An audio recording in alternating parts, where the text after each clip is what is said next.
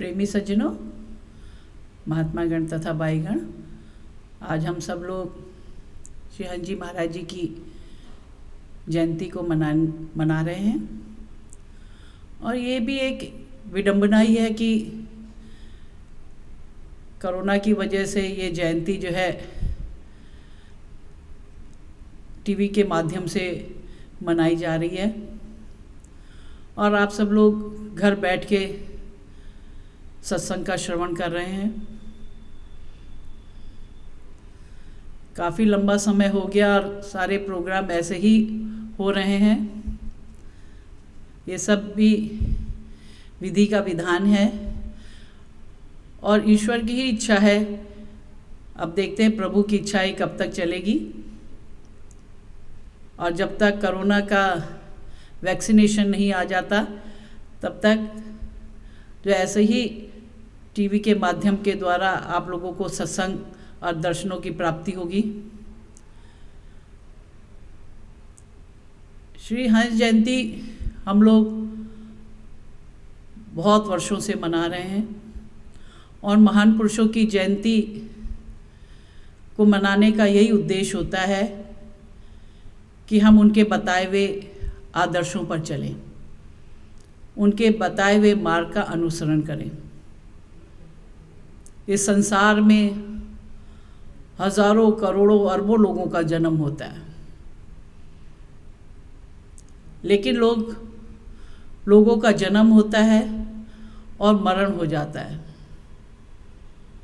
कुछ लोग कुछ सालों तक याद किए जाते हैं, कुछ लोग कुछ महीनों तक याद किए जाते हैं, कुछ लोग कुछ दिनों तक याद किए जाते हैं और कुछ लोग ऐसे भी होते हैं जिन्हें लोग याद करना भी उचित नहीं समझते। तो ये सब अपने जन्मों के कर्मों का फल होता है। हम इस धराधाम में आए, मनुष्य तन को प्राप्त किया, इस मनुष्य शरीर को प्राप्त किया और इस मनुष्य शरीर के बाद हमने इस जीवन का कैसे उपयोग किया, कैसे हमने इस संसार में रह के अपने जीवन को जिया। ये जीव की प्रकृति के ऊपर निर्भर रहता है। जो मनुष्य, जो जीव इस शरीर को पाकर, इस मनुष्य तन को पाकर सत्कर्म करता है, अच्छा कर्म करता है, वो वर्षों वर्षों तक याद किया जाता है। और जो इस शरीर को पाकर भी इसका सदुपयोग ना करके इसका दुरुपयोग करता है, इसका सही उपयोग नहीं करता, तो उसको कोई लोग याद नहीं करते। और यही कारण है कि जो महान पुरुष हुए वो युग बीत गए, उनकी आज भी जयंती मनाई जाती है, आज भी उनको याद किया जाता है। जिस श्रेणी में प्रभु राम आते हैं, प्रभु कृष्ण आते हैं, स्वामी विवेकानंद आते हैं, मीराबाई आती है, जितने भी भक्त हुए वो सब लोग इस श्रेणी में आते हैं। युगों युग बीत गए। त्रेता युग से द्वापर युग आ गया, द्वापर युग से कलिकाल आ गया, लेकिन अभी तक भी उनकी जयंती, उनके जन्मोत्सव को हम लोग मनाते हैं। और इसी क्रम में हम श्री महाराज जी की भी जयंती को मनाते हैं। और प्रतिवर्ष तो लाखों लोग भक्त रामलीला के ग्राउंड में आके 3 दिन के इस महोत्सव का आनंद प्राप्त करता था। लेकिन अब आपको केवल टीवी के द्वारा ही ये दर्शन और सत्संग का आपको लाभ प्राप्त हो रहा है। और ये देखो, ये भी जो विज्ञान ने इतनी तरक्की करी उसका ये परिणाम है कि ऐसे समय में भी आप लोगों को विश्व के कोने कोने तक ये लाभ मिल रहा है। चाहे अभी हमारे दूर बैठी हुई अमेरिका में बैठी हुई बाई जी हों, चाहे ऑस्ट्रेलिया में बैठी बाई जी हों, चाहे साउथ अफ्रीका में हो, चाहे मॉरिशस में हो, चाहे जहाँ जहाँ भी हमारे बाई जी लोग हैं या प्रेमी भक्त लोग हैं, दुनिया के कोने कोने से, भारतवर्ष को छोड़ दीजिए, पूरे दुनिया में कोने कोने से जितने भक्त लोग हैं उसका लाभ उठा रहे हैं।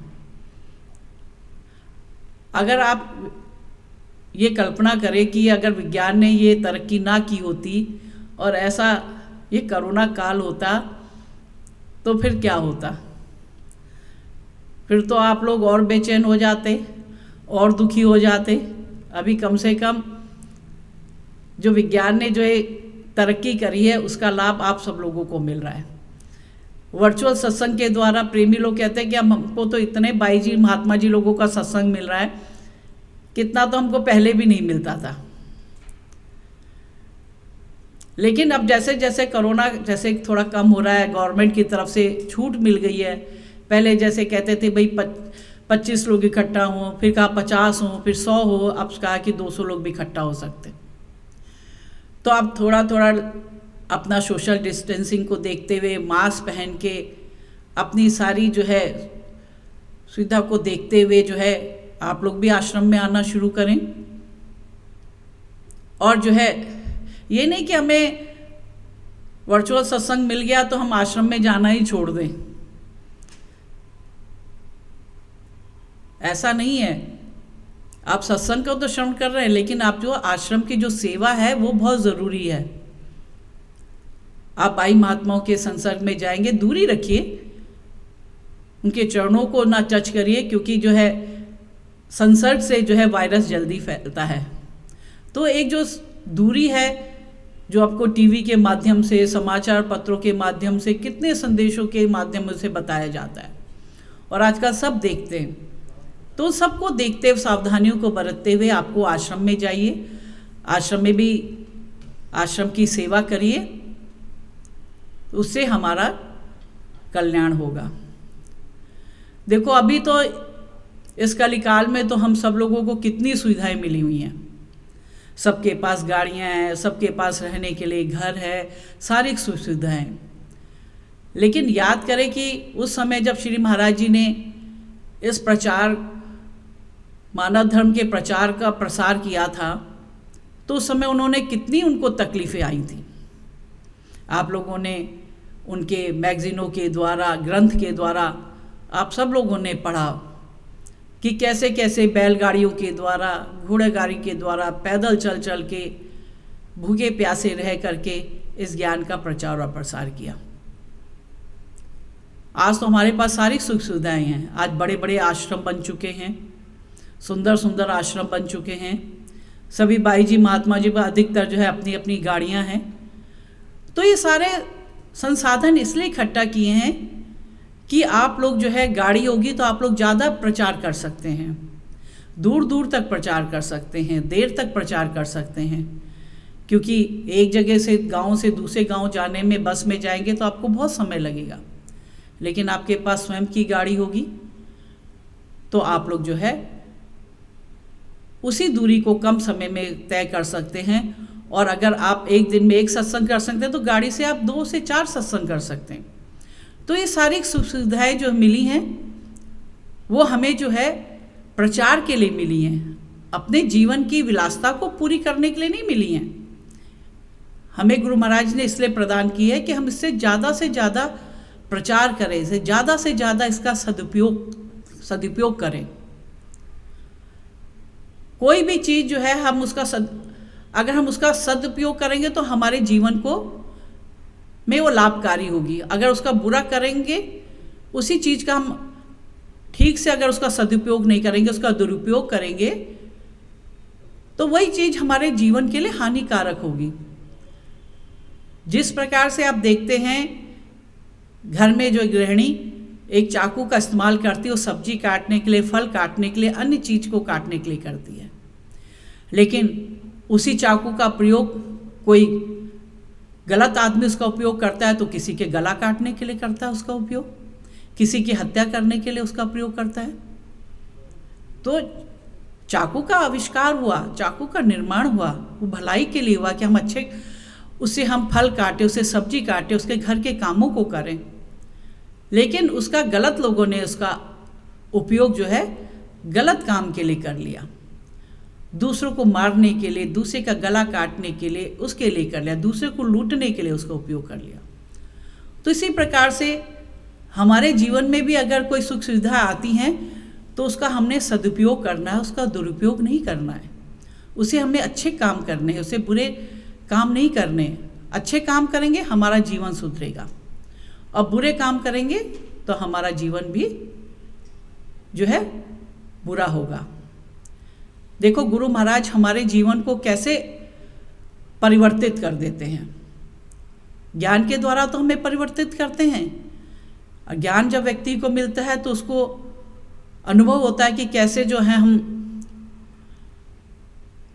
हम बुराइयों से हम दूर रहें और अच्छाइयों को अपने जीवन में ग्रहण करें। और अगर हमने बुराइयों को ही अपने जीवन तक सीमित रखा, अच्छाइयों को अपने अंदर नहीं ला रहे, तो फिर उस ज्ञान का हमारे को लेने का हमारा कोई फायदा नहीं होता, कोई उससे जो है लाभ नहीं होता। जिस प्रकार से अगर हम बाजार जाएं, कोई संगीतज्ञ होगा, वो तबला लेने जाएगा, तो बाजार में जाएगा, वो तबला ले सकता है। कोई हारमोनियम बजाता है, वो हारमोनियम लेता है। कोई सितार बजाता है, वो सितार लेता है। कोई संतूर बजाता है तो वो संतूर लेने जाएगा। लेकिन जब आप बाजार में जाते हैं, आप तबला, हारमोनियम, सितार, गिटार, कुछ भी कोई भी वाद्य यंत्र खरीदते हैं, तो आप केवल उस वाद्य यंत्र को खरीदते हैं।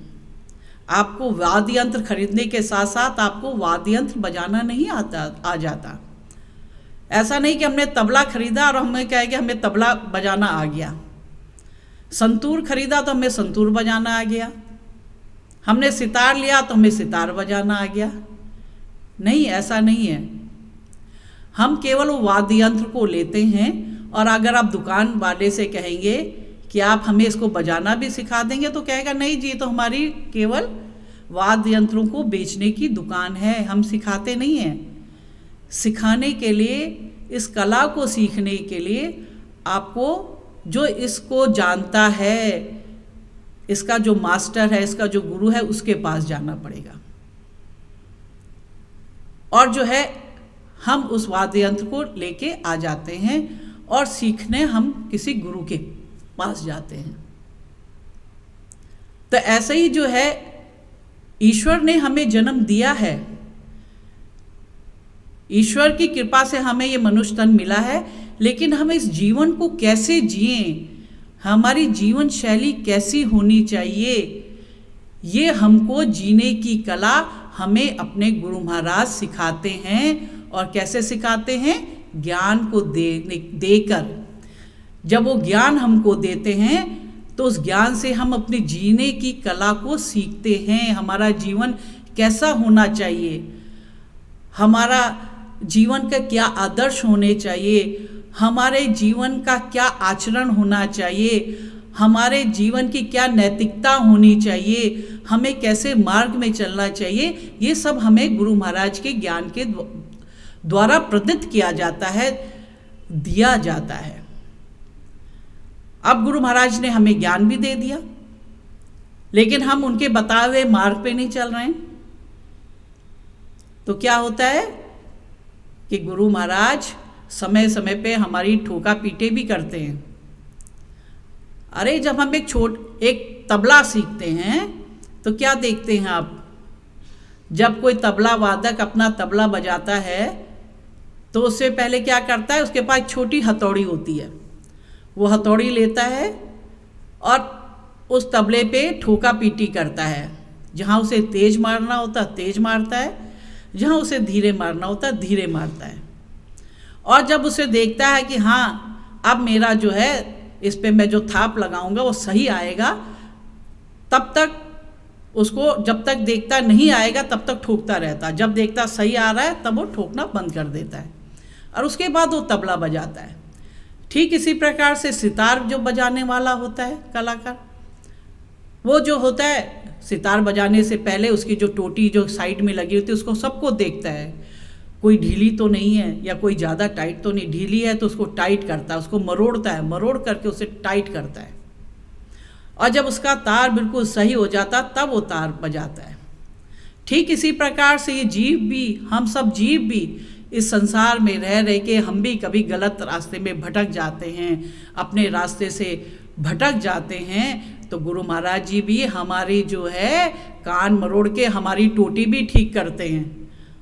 और वो बहुत ज़रूरी है, क्योंकि हम भी जो है हमारी राग भी बदल गई है, हमारा चलन भी बदल गया है, हमारा चरित्र भी बदल गया है। और उस चाल चलन को सुधार करने के लिए, सीधे रास्ते पे लाने के लिए जो है गुरु महाराज जी के हमारा भी जो कान मरोड़ के हमारी टोटी ठीक करते हैं वो बहुत आवश्यक है। जो तबले पे जो हथौड़ी पड़ती है ना, जो उसकी मार पड़ती है, वो मार भी हमारे जीवन में बहुत ज़रूरी है अगर हम गलत रास्ते में भटक रहे हैं। अगर बच्चा बचपन में गलती करता है, अगर उसकी माँ उसको उसी समय एक थप्पड़ मारती है कि बेटा तूने गलत काम किया, तो बेटा सुधर जाएगा। लेकिन बेटा गलत काम कर रहा है और माँ कुछ नहीं बोलेगी, तो क्या होता है, फिर बच्चा जो है एक गलती करेगा, फिर कल उससे बड़ी गलती करेगा, परसों उससे बड़ी गलती करेगा। वो कहेगा अरे मैं तो, उसे नहीं पता, क्योंकि बच्चा वो नहीं जानता है कि ये क्या गलत है और क्या सही है। लेकिन बड़ों का ये उद्देश्य होता है, बड़ों का ये फ़र्ज़ होता है कि छोटे को समझाएं, छोटे को बताएं ये गलत है और ये सही है। तुमने गलत काम किया तो इसलिए इसकी सज़ा मिलेगी, अच्छा काम किया तो उसके लिए तुम्हें प्रोत्साहन भी मिलेगा। क्यों, जब बच्चे छोटे हो तो कहते हैं कि हाँ भाई अच्छा होमवर्क करोगे, अगर तुम्हें 10 में से 10 नंबर मिलेगा तो आज जो है तुम्हें एक चॉकलेट दी जाएगी। बच्चों को कहते हैं जब बच्चे छोटे होते, या तुम फर्स्ट क्लास आओगे तो तुम्हें ये टॉय दिया जाएगा, क्योंकि बचपन में बच्चों को चॉकलेट मिल जाए, टॉय मिल जाए तो वही उसके लिए सबसे बड़ा पुरस्कार होता है। तो वो बच्चा खुश हो जाता है। लेकिन गलत काम करने में उसको जो है उसको सही रास्ते पे दिखाना माँ का एक बहुत बड़ा फर्ज होता है। इसीलिए माँ के महत्व को पिता के महत्व से बड़ा बताया गया कि माँ जो है सबसे बड़ी, जो है जननी जो माँ होती है वो सबसे बड़ी गुरु होती है। बच्चा तो कुछ घंटे के लिए स्कूल जाता है, लेकिन ज़्यादा समय जब घर में रहता तो माँ के संसर्ग में ज़्यादा होता है। तो माँ जैसे उसे संस्कार देगी, बच्चे को वही संस्कार जो पैदा होगा। इसी तरह मुझे इसी माँ के संसर्ग में मुझे विवेकानंद जी की एक बात याद आई। एक बार जब विवेकानंद जी सत्संग कर रहे थे, जब सत्संग समाप्त हुआ तो एक व्यक्ति उनके पास आया और कहने लगे, स्वामी मैं जब भी ये किताबें पढ़ता हूँ या सुनता हूँ तो मुझे जो है माँ के बारे में, माँ के महत्व के बारे में, माँ की विशेषता जो है ज़्यादा पढ़ने को मिलती है, ज़्यादा उन पे जो है हाईलाइट किया जाता है, उनको ज़्यादा आगे किया जाता है। पिता से भी अधिक माँ को ज़्यादा महत्व दिया जाता है, ऐसा क्यों? तो विवेकानंद जी कहते कल तुम आना, कल सुबह तुम प्रातःकाल मेरे पास आना, तब मैं तुम्हें इस प्रश्न का जवाब दूंगा।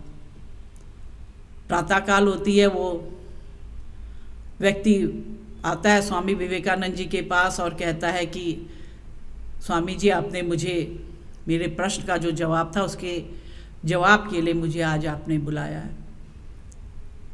तो स्वामी विवेकानंद जी कहते हैं हाँ ठीक है। उनके पास एक करीब 5 सेर का एक पत्थर होता है, उसे कहते हैं लो तुम इसे लो और इसे अपने कमर में बांध लो और 24 घंटे तक बांध के रखना, तब मेरे पास आना। 24 घंटे तक ये जो पत्थर है 5 सेर का पत्थर तुम्हारे पेट में बंधा रहेगा। तो व्यक्ति जो है बांध के चला गया। लेकिन अभी कुछ ही घंटे हुए थे, 1-2 घंटे हुए थे कि वो व्यक्ति फिर स्वामी जी के पास आ गया, विवेकानंद जी के पास आ गया, कहने लगे स्वामी जी। तो विवेकानंद जी ने देखा कह रहे मैंने तो तुम्हें 24 घंटे बाद बुलाया था, तुम तो अभी आ गए 2 घंटे बाद। तो व्यक्ति कहता है स्वामी जी मैंने तो आपसे एक साधारण सा एक प्रश्न पूछा था, उसके आपने मुझे इतनी बड़ी सजा दे दी, इतना भारी पत्थर मेरे पेट में बांध दिया। इससे तो मैं ना चल पा रहा हूँ, ना मैं लेट पा रहा हूँ, ना मैं कुछ कर पा रहा हूँ। इससे तो मेरे पेट में बड़ा पीड़ा होने लग गई, मेरा बहुत दर्द होने लग गया। तो स्वामी विवेकानंद कहते हैं कि बेटा ये 5 सेर का पत्थर केवल तू 2 घंटे में लेके थक गया और ये बात भूल गया कि जब तू पैदा हुआ था तो तेरे को माँ ने अपने गर्भ में 9 महीने रखा था और उस 9 महीने में तेरे लिए उसने कितना काम किया। या परिवार के लिए कितना काम किया, खाना भी बनाया, घर भी साफ किया, कपड़े भी धोए होंगे, कोई अतिथि आया होगा उसको भी खाना खिलाया होगा, हर घर का काम माँ ने किया होगा। लेकिन उसने तो उफ नहीं करी, और तू अभी तुझे तो 24 घंटे का ही समय दिया था, तू 2 घंटे में आ गया कि मुझे बहुत पीड़ा हो रही है।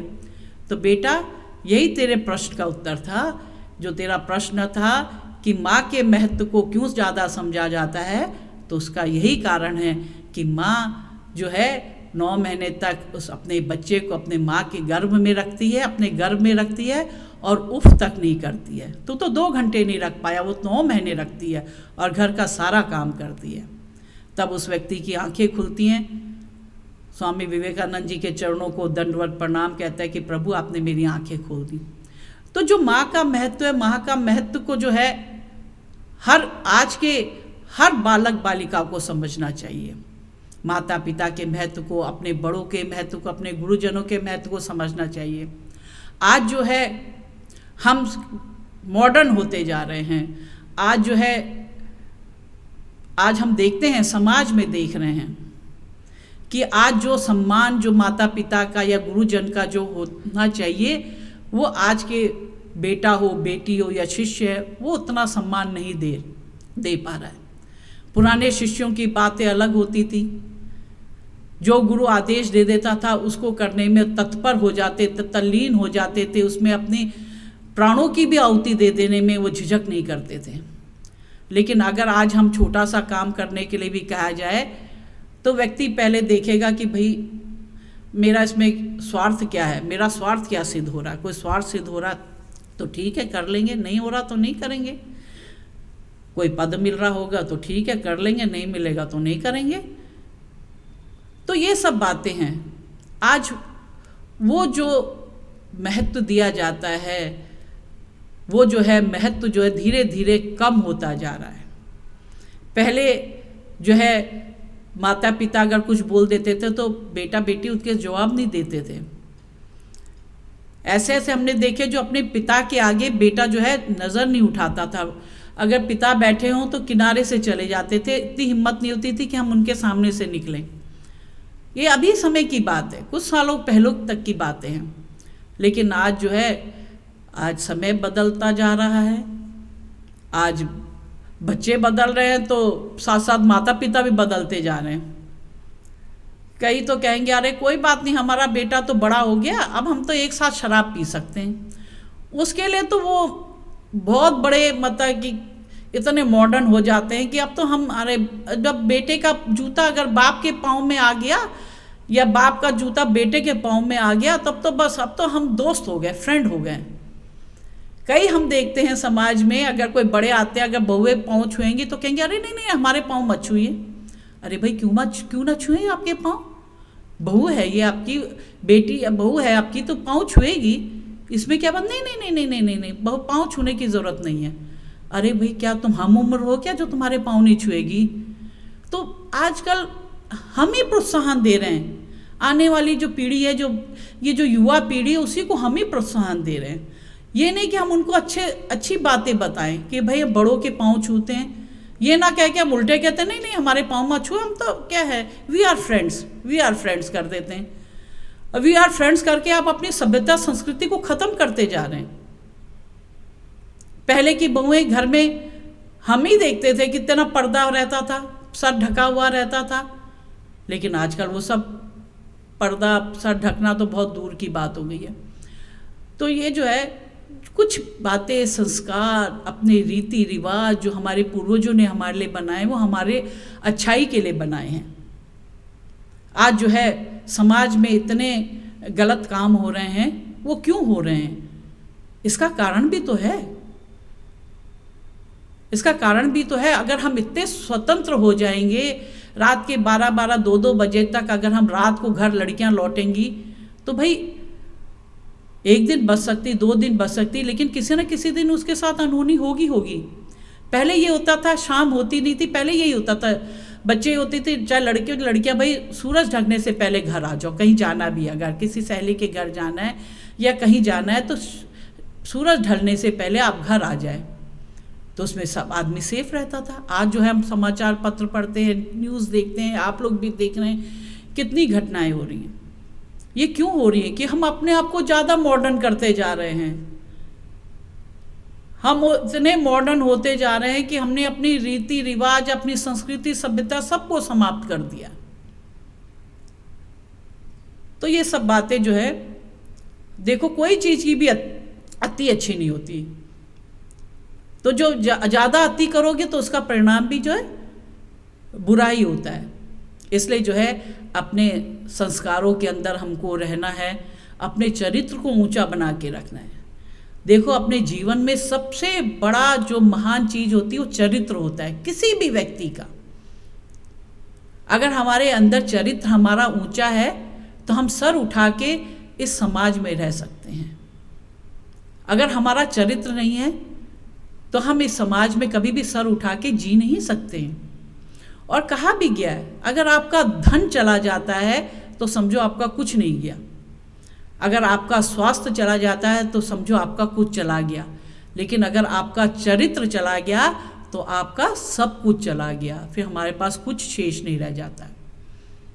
इसलिए जो है इस समाज में रहते हुए हमें अपने चरित्र का उत्थान करना है, चरित्र को अपना बलशाली बनाना है, चरित्र को महान बनाओ, चरित्र को ऊंचा बनाओ। और जब हमारा चरित्र ऊंचा रहेगा, महान रहेगा, तभी हम महान कहला सकते हैं।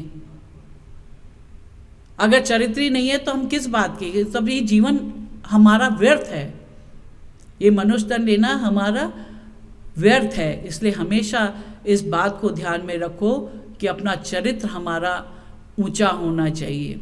हम माइक में बहुत बड़ी ऊंची ऊंची बातें कर दें और चरित्र ही हमारा अच्छा नहीं है, चरित्र ही हमारा सही नहीं है, तो उन बातों का क्या फ़ायदा? उन बातों से क्या हमारा जीवन सुधरेगा? हमारा जीवन नहीं सुधरेगा। हमारा जीवन तब सुधरेगा जब हम अच्छी बातों को अपने जीवन में आत्मसार करते हैं, उसको निभाते हैं, उसको अपने जीवन में अपनाते हैं, तब हमारे जीवन में जो है कल्याण होगा।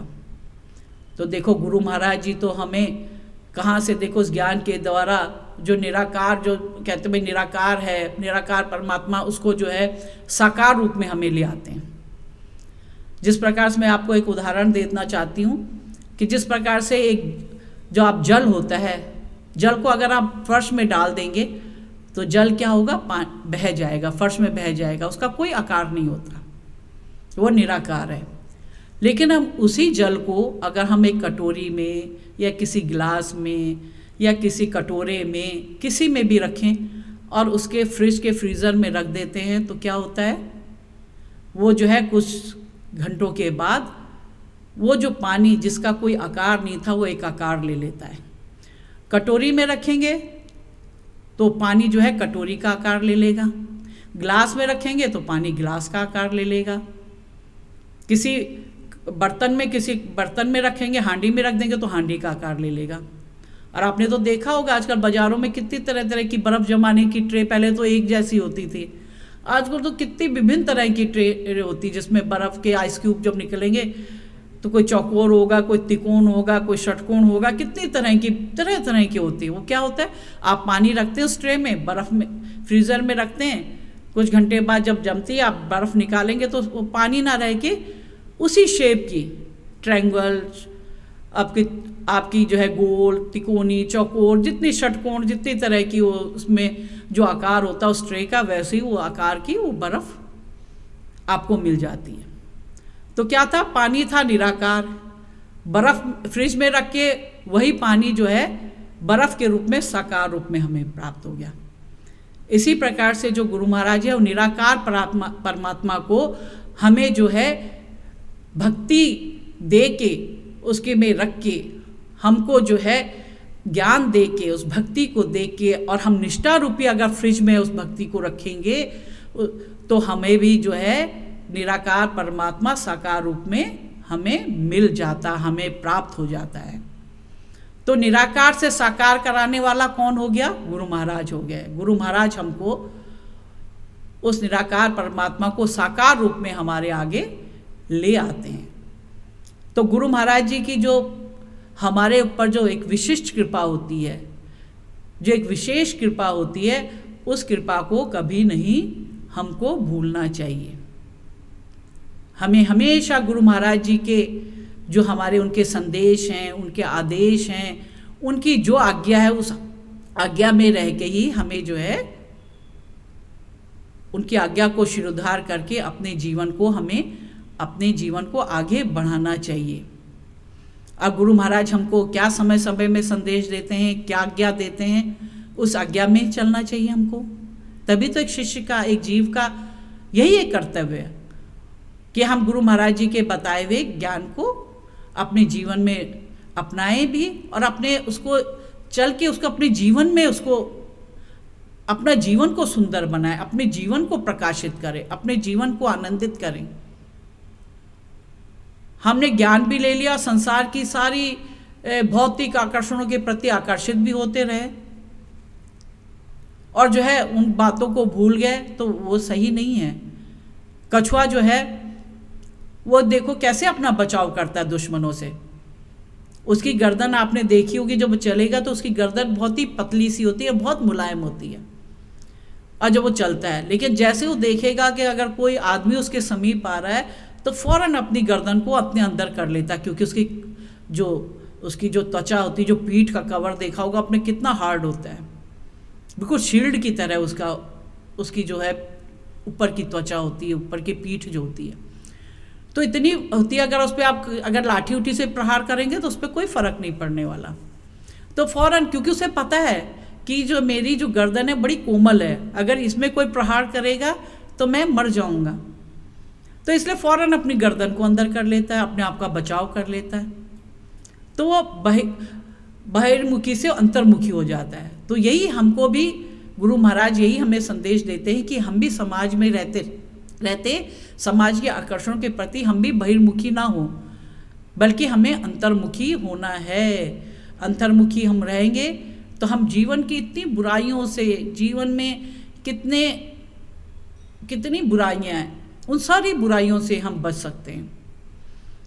और अगर अंतर्मुखी नहीं हुए तो बहिर्मुखी रहेंगे, तो फिर वो सारी बुराइयां ही एक के बाद हमारे अंदर आती रहती हैं। और फिर जो है ये जो आदमी जो है बुराई का एक पिटारा बन के रह जाता है, अच्छाई का पिटारा नहीं होता, बुराई का पिटारा बन के रह जाता है। तो इसलिए जो है हम जो है इस संसार में जब आए हैं तो संसार में रह के अच्छे काम करें। गुरु महाराज जी की आज्ञा में सबसे बड़ा धर्म हमारा ज्ञानी का, एक शिष्य का सबसे बड़ा धर्म यही है, सबसे बड़ा कर्तव्य यही है कि हमने अगर ज्ञान को प्राप्त किया है तो हम जीवन भर अपने गुरु महाराज जी की भक्ति करें। गुरु महाराज की भक्ति करने में ही हमारा कल्याण होगा, और किसी में हमारा कल्याण नहीं हो सकता। अब तो देखो जैसे अब किताबें भी जो है छपने लग गई हैं, तो अब किताबों के भी जो है आप लेते रहिए। दवाइयाँ हैं जो प्रेमनगर हरिद्वार आश्रम में जो है उनका निर्माण हो रहा है, और बहुत सी नई दवाइयों का निर्माण शुरू हो चुका है। पहले से बहुत सी दवाइयों का, औषधियों का निर्माण शुरू हो गया है। विभिन्न तरह के काढ़े बने जा रहे हैं, विभिन्न प्रकार की दवाइयाँ जो हमारी इम्यूनिटी को बढ़ा रही है। तो वो सारी दवाइयाँ जो है अगर आप सेवन करते रहेंगे तो आपका शरीर भी अच्छा रहेगा, और कोरोना से भी आप जो है वंचित रहेंगे। तो ये सारी जो है औषधियों का निर्माण होता रहे। और माता जी ने तो इसीलिए वहाँ पे हरिद्वार में जो औषधालय का निर्माण कराया था कि वहाँ शुद्ध वातावरण है, वहाँ की शुद्ध गंगा जल वहाँ बह रहा है, वहीं गंगा बहरी आश्रम थे, तो वही सारा जो है शुद्ध गंगा जल से निर्मित आपके लिए दवाइयाँ हैं। और जो हमारे जो प्रेमनगर आश्रम की जो दवाइयाँ एक बार सेवन कर लेता फिर बाहर की दवाई नहीं खाता, तो क्योंकि शुद्ध उसमें सारी जो चीज़ें होती है, जो आयुर्वेदिक जड़ी बूटियाँ वो मिलाई जा रही हैं, और उसको खाने से लोगों को तुरंत पता चलता है कि हमारे इससे कितना शरीर को लाभ मिल रहा है। तो भी है जो कैलेंडर छप रहे हैं, किताबें छप रही हैं, आप उनको ज़रूर लें, और घर बैठ के बिल्कुल जो है क्रियाशील ना हो जाए, बिल्कुल कर्महीन ना बन जाए। क्योंकि मेरे पास कल एक प्रेमी आए, पति पत्नी आए, कहने माँ जी हमने अपने घर में सत्संग रखाया और हमने कितने लोगों को बुलाया, प्रेमी को बुलाया, लेकिन वो आ ही नहीं रहे थे। है। कहते कहते अब तो हमें घर बैठे सत्संग मिल जाता है, अब हमें आने की क्या ज़रूरत है। अरे घर बैठे सत्संग मिल जाएगा तो, लेकिन सेवा भी तो बहुत ज़रूरी है। दरबार जो बना है, आश्रम जो बने हैं, वो आप लोगों के लिए बनाए गए हैं। आप लोग जब आश्रम में आएंगे, साधु संतों का जो है आपको संग मिलेगा, साथ मिलेगा, तो आपके जीवन में नई ऊर्जा आएगी, नई शक्ति का संचार होगा। और सेवा करेंगे तो जहाँ सेवा करोगे तो वहाँ आपका मन भी जाएगा। आप सेवा ही नहीं करोगे। वैसे तो एक कल प्रेमी आई, कहने लगे हमारे पति आने नहीं देते। मैंने कहा भाई पति जब ऑफिस चले जाते हैं सुबह से शाम तक, तो तुम सारा दिन घर में रहती। कहते हाँ। तो मैंने कहा क्या तुम घर से बाहर नहीं निकलती हो? कहते नहीं हम निकलते। मैंने कहा बाजार भी जाती होगी, अपनी शॉपिंग के लिए भी जाती होगी, घूमने फिरने भी जाती होगी, सहेलियों के घर भी जाती होगी। कहते हाँ जी। तो मैंने कहा सब जगह के लिए तो तुम्हारे पास समय है, तब तो पति नहीं तुम्हारा मना करता है क्या? तब तो तुम्हारा पति को तो तुम बताती नहीं होगी कि मैं यहाँ यहाँ गई। लेकिन अगर आश्रम में जाना है तो तब तुम कहोगे जी मेरे पति नहीं जाने देते, तो चुप हो गई। तो ये है, व्यक्ति अपनी जो उसकी इच्छा होती है वो काम करता है। घूमने का मन है, पति को नहीं बताया, पति तो सुबह से ऑफिस चला गया, वो तो शाम आएगा, 6-7-8 बजे तक पहुँचेगा। दिल्ली में तो एक जगह से दूसरी जगह जाने में 2-2 घंटे लग जाते हैं। तो बेचारा वो तो रात को आएगा। अब रात को उसको थोड़ा फुर्सत है कि वो कहाँ है क्या है। तो अपनी सहेलियों के घर भी मिलने चले जाओ, अपने घूमने फिरने के लिए भी चले जाओ, शॉपिंग भी चले जाओ, मॉल भी चले जाओ, इधर उधर सब जगह घूम लो। लेकिन जो है उसके लिए तो पति की कोई इजाज़त नहीं ली जाती। लेकिन अगर जो है आश्रम में जाने के लिए कहा कि आश्रम में तुम दिन भर रहते हो, खाली तो अकेले रहते हो, तो आ जाया करो, तो कहते नहीं नहीं पति नहीं हमारे आने देता। तो ये मैंने कहा तो तुम्हारी मन की इच्छा है, तुम्हारी मन की इच्छा है इन जगहों में जाने की, तो तुम उसके लिए समय भी निकाल लेती हो। पति को नहीं बताना तो भी नहीं बताती हो, सब कुछ कर लेती हो। लेकिन जहाँ सत्संग में जाने की बात है या आश्रम में जाने की बात है, तब तुम कहते हो नहीं हमारा पति जाने नहीं देता। तो ये तो हमारी इच्छा है ना, हमारी इच्छा नहीं है आश्रम में जाने के, तो हम उसके लिए 100 बहाने बना लेते हैं। लेकिन अगर हमारी इच्छा होती, ऐसी भी महिलाएं होती हैं जो कि कैसे कैसे करके वो आश्रम में आ जाती हैं, किसी तरह से बहाना बना के वो आ जाएंगी। किसी के अगर ससुराल में नहीं जाने देंगे, वो कहेंगे मैं मायके जा रही हूँ, मायके जाने के बहाने आ जाती हैं। किसी का कुछ है कि आप बच्चे के स्कूल में जाना है, तो उसके बहाने आ जाती। भाई तुम अच्छे काम के लिए जा रहे, गलत काम के लिए झूठ मत बोलो, गलत काम के लिए मत जाओ कि तुम कैसे कह के गलत जगह जा रहे, तो वो गलत बात है।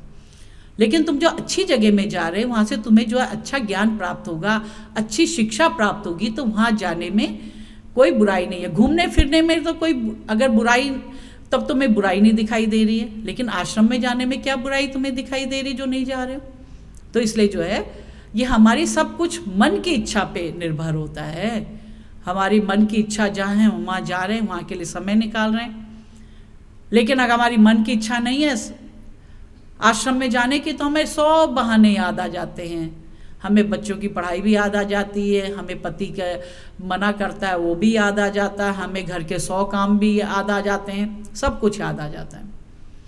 तो इसलिए जो है अपनी मन की इच्छा को जो है अच्छे कार्य की ओर लगाओ, सत्कर्म की ओर लगाओ, अच्छी तरफ जो है हम जाएं उस तरफ लगाओ, तभी हमारे जीवन का उद्धार है।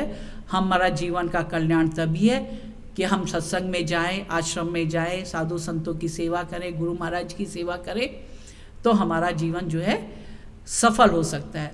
और अगर हम ये ना करके हमने भी सारा काम इधर उधर के सारा जीवन निकाल दिया, तो हमारा जीवन भी किसी काम का नहीं है। तो आप लोग अब खूब भजन करें, सुमिरन करें। अब 100-200 लोगों की तक की आज्ञा हो चुकी है, तो अपने आश्रमों में जाएं, वहाँ आश्रम में रह के एक डिस्टेंसिंग के साथ जो है वहाँ पे सत्संग का भी श्रवण करें, और मास्क पहन के ज़रूर जाएं आश्रम के अंदर। कहीं हम भी देख रहे थे, कल हम कहीं गए थे तो देख रहे थे रास्तों में लोगों ने मास्क नहीं पहने हुए थे। या कई टीवी में हम देख रहे हैं, आजकल बिहार के चुनाव चल रहे हैं, तो देखते जब वो दिखाते हैं भीड़ की तरफ, तो दिखाते हैं तो किसी का मास्क नहीं पहना रहता है, या किसी का पहना है तो 1 या 2% लोगों ने मास्क पहना है। तो ये सब नहीं है। तो हमने भी कहा कि भाई आश्रम में भी ये नियम बना दें कि जो भी आश्रम के अंदर एंटर करेगा, अंदर प्रवेश करेगा, तो मास्क पहने, और आश्रम के बाहर जो है सैनिटाइज़र होना चाहिए, उससे अपने हाथ साफ करें। और कोई भी प्रेमी भक्त जो है, बाई महात्मा भी इस बात का ध्यान रखें कि उनके जो है चरण स्पर्श दूर से उन्हें प्रणाम कर ले, चरणों में हाथ ना लगाएं, क्योंकि एक दूसरे के संसर्ग से ही जो हम किसी चीज़ को छूते हैं फिर दूसरे आपको छू दिया तो इससे ज़्यादा कोरोना फैलने का भय रहता है, डर रहता है। तो इसलिए जो है दूर से, देखो मैं सोच रही थी, हमने नियम करते हैं, मैंने कहा देखो महाराज जी ने तो कितने साल पहले जो था आपके दूर के दर्शन कर दिए थे कि मोबाइल दर्शन, वो मोबाइल दर्शन महाराज जी ने पहले से पता था कि ऐसा एक समय आएगा कि आप लोगों को दूर से दर्शन करने पड़ेंगे, आप शरीर को टच नहीं कर सकते। तो उन्होंने उतने साल पहले ही मोबाइल दर्शन आप लोगों को पहले ही प्रैक्टिस करा दी थी कि आप दूर से ही दर्शन करें। तो देखो आज मोबाइल दर्शन वही हो रहे हैं, वही जो चीज़ें इतने साल पहले महाराज जी ने वो उस प्रक्रिया को शुरू करवा दिया था जिससे आपकी प्रैक्टिस हो जाए। तो आप जो है, क्योंकि एकदम कोरोना काल में अगर ये किया जाता तो आप लोगों को तो आदत भी नहीं होती, तो इसलिए जो है पहले ही मोबाइल, तभी तो कहा गुरु महाराज जी की दूरदृष्टि होती है, उनकी दूरदृष्टि थी कि उन्होंने पहले से, उस समय लोगों को, प्रेमियों को बड़ा बहुत बुरा लगा कि हम तो गुरु महाराज जी के चरण ही नहीं छू सकते, हम कैसे प्रणाम करें, हमारा तो मन नहीं मानता, नहीं होता। तो देखो कोरोना काल में आपका मन माना कि नहीं माना है? कैसे आप लोगों के किसका मन करता है कि हम चेहरे में मास्क लगा के रखें हमेशा 24 घंटे, लेकिन करना पड़ता है। तो किसका, आप लोग कितने महीनों तक लोग घरों में सब बंद रहे, लॉकडाउन रहा तो सब बंद रहे। तो ये सब जो है, जब ये सब विपत्ति आती है तो सब कुछ सहन करना पड़ता है। तो आप लोगों को पहले ही महाराज जी ने सिखा दिया था, आप लोगों के काम आ रहा है। तो आप सब लोग खूब भजन करें, खूब सुमिरन करें, खूब गुरु महाराज जी की सेवा और भक्ति करें। सबको मेरा दुआ आशीर्वाद।